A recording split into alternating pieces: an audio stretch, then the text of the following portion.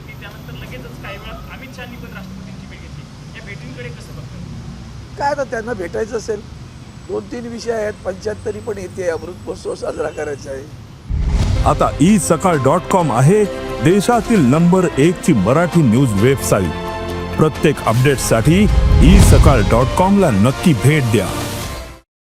दुसरं खरं तर आता देशापुढचा विषय किंवा जे काही पार्लमेंटमध्ये घडतंय, संसदेत जे घडतंय ते पाहिल्यानंतर SIR बद्दलची जी लोकांमध्ये अस्वस्थता आहे आणि प्रचंड दादागिरी त्या निवडणूक आयोगाची सुरू आहे, त्याच्याबद्दलचा कदाचित तो वेगळ्या पद्धतीनं त्यांना फक्त निवडणुका जिंकणं एवढंच उद्दिष्ट असतं. देशाचं वाटोळं झालं तरी हरकत नाही. आणि मग त्या महामहिम राष्ट्रपतींनी पण दखल घ्यावी असं काहीतरी असेल. बाकी काय असू शकतं मला वाटत नाही. प्रश्न असा आहे की आज म्हणजे मुंबईमध्ये राज ठाकरे आणि उद्धव ठाकरे एकत्र येत आहेत, पण दुसऱ्या बाजूला उद्धव ठाकरे इंडिया आघाडीच्या बैठकीसाठी पण येणार आहेत. तर राज ठाकरेंना इंडिया आघाडीत सामील करून घ्यावं. मला वाटतं हे विषय माझ्या कक्षेच्या बाहेरचे, त्यामुळे त्यावर मी भाष्य नाही करत. सर, महाविकास आघाडीच्या घटक पक्षातील राष्ट्रवादी काँग्रेस, शरदचंद्र पवार या पक्षाचे नेते जितेंद्र आव्हाड की सनातन धर्माने देशाचं नुकसान केलं. त्यांचं मत असेल. देशाचं नुकसान खरं तर सांगायचं ना, कुठलाच धर्म करत नाही. धर्माचरण करत नाहीत म्हणून देशाचं नुकसान आहे. धर्म नाही करत बरं का, धर्माचरण आपण करत नाही म्हणून देशाचं नुकसान आहे. आणि धर्माचरणामध्ये कुणीही कुणाचा द्वेष करावं असं कधी सांगितलेलं नाही. हा मोठा तो मोठा. आता अनेक आपल्या संबंध देशामध्ये आपल्याला अनेक साधू संत दिसत असतात. काही ही सगळी मंडळी त्यांचे काही प्रचंड शिष्यगण आहे. मी त्याच्याकडे एवढंच बघतो की निदान तो वाह्यात मार्गाला जात नाही, याच्यापेक्षा आणखीन आनंदाची गोष्ट कुठली. त्यातून त्याला जर श्रद्धेत त्याला समाधान मिळत असेल, शांती मिळत असेल, तर त्याच्यापेक्षा मोठी गोष्ट कुठे. हा गुरु मोठा, तो गुरु लहान, त्या गुरुला कळत नाही असलं असली भाष्य करण्यात का आपण मोठे नाही करत. निशिकांत दुबेनं एका ठिकाणं मुलाखत दिली. त्यांनी त्या मुलाखतीमध्ये त्यांनी दावा केलेला आहे की महाराष्ट्रामध्ये 30% मराठी लोक राहिलेले आहेत. आगामी काळात मुंबई महानगरपालिकेची निवडणूक आहे, त्या निवडणुकीत दोन्ही ठरतील.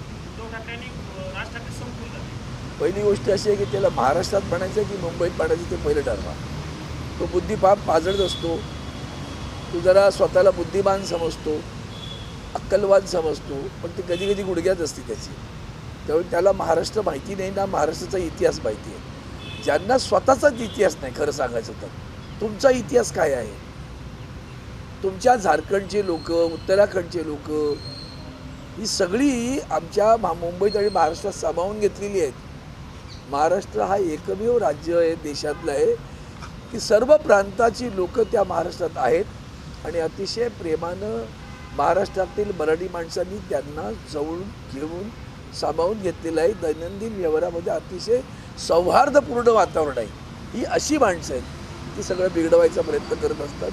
असला विषय कधीच येत नाही आमच्याकडे. पण सर, हे जे वक्तव्य आहे, मराठीचा मुद्दा जो आहे, हा बिहार निवडणुकीसाठी आणलेला आहे का? कारण मायग्रेशन पीपल. तुम्हाला आठवतं का सुशांत ना, काय तो चित्रपटातला हिरो, त्याच्या आत्महत्येनंतर सुद्धा त्या मृत्यूचं भांडवल करणं, म्हणजे आपल्या मराठीमध्ये एक म्हण आहे, टाळूवरचं लोणी खाणारी अवलाद म्हणजे भाजपा.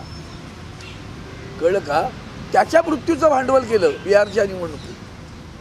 त्याची पोस्टर लावली, वर भाजपचं कमचिन्ह लावलं आणि न भुलेंगे न भूलने देंगे. हे कशासाठी गेलं? त्यांना हेच आहे. इव्हन महाराष्ट्रात सुद्धा भारतीय जनता पार्टी हिंदीचा जो आग्रह धरते, ते सुद्धा तेच राजकारण आहे. त्यांना माहिती नाही की तुम्हाला आश्चर्य वाटेल, खरं तर महाराष्ट्रात राहणाऱ्या इतर प्रांताच्या लोकांनी ज्या प्रतिक्रिया दिल्या आहेत त्या फार वाखाणण्यासारख्या आहेत. ते महाराष्ट्राशी एवढे एकरूप झालेले आहेत. मग ते उत्तर भारतीय आहेत, गुजराती आहेत, त्यांनी अजिबात बोलू नका, मराठीचा आग्रह एकदम योग्य आहे, आम्हाला मराठी येतं, आम्ही इथं राहतो, आम्ही पिढ्यानपिढ्या राहतो. इथल्या मराठी माणसांनी आम्हाला सामावून घेतलेलं आहे. प्रसंग आला तेव्हा हाच मराठी माणूस त्यांच्या संरक्षणासाठी उतरला होता, हे मात्र विसरू नका. हिंदू महासंघाने सेन्सरला हे सांगितलं, खालीद का शिवाजीवर बंदी आणा, आणि धनंजय मुंडे घर सोडत नाही हो भुजबळांचा. मोठा प्रश्न त्यांना धनंजय मुंडे 4.5 महिन्यापूर्वी त्यांनी मंत्रिपदाचा राजीनामा दिलेला आहे, पण अजून त्यांनी सरकारी बंगला खाली त्यांना दिल्लीचं भाजप सरकार कसं वागतं हे देवेंद्रजींना माहिती आहे. त्यांची कोंडी झालेली आहे. धरलं तर चावतं, सोडलं तर पळतं, अशी अवस्था देवेंद्रजींची आहे. त्यामुळे त्यावर बोलण्याची गरज आहे असं मला वाटत नाही. हिंदू महासंघाने सेन्सरला कायदेशीर नोटीस पाठवली आणि विचारलंय की खाली का शिवाजीवर बंदी आहे. हिंदू महासभेने हिंदू महासंघाने शिवाजीवर बंदी आणा. चित्रपट आहे त्याला घेऊन ते नाही, मला माहिती नाही, त्याच्यावर मी भाषण आहे. नाही नाही नाही, मला अबकड माहिती नाही. भाजपच्या नेते आहेत परिणय फुके. एकच मिनिट काय रे? परिणय फुके ते म्हणतात जर विद्यार्थ्यांना मुलानं जर चांगलं केलं तर आईचं कौतुक केलं जातं, परंतु मुलांना वाईट केलं तर बापाला दोष दिला जातो. तिथं स्थानिक लेवलवर शिवसेनेचा बाप मी आहे असे बोलले. शिवसेनेचा बाप मी आहे. कोण म्हणालं सर?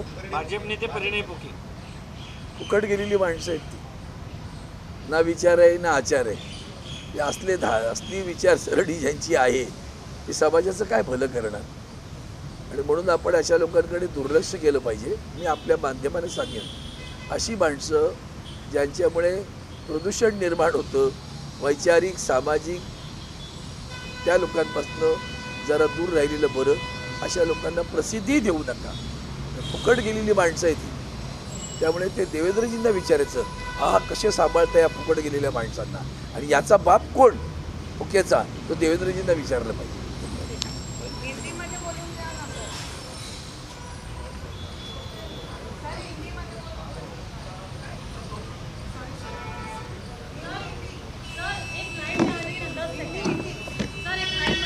लाईव्ह नाही, तुझा विषय माहिती असेल तर लाईव्ह, नाही तर नाही.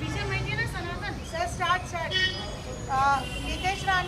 नितेश राणे सांगतायत कि दंगा और हिंसा शुरू करने वालों का एक ही रंग होता है, वो है हरा. इन्होंने ये अमरावती के महाराष्ट्र में बताया. क्या किस तरह से रिएक्ट करेंगे? पोलराइजेशन मैंने फिर दोबारा वही कहा, बार बार मैं कहता हूँ, कोई दंगे का रंग नहीं होता.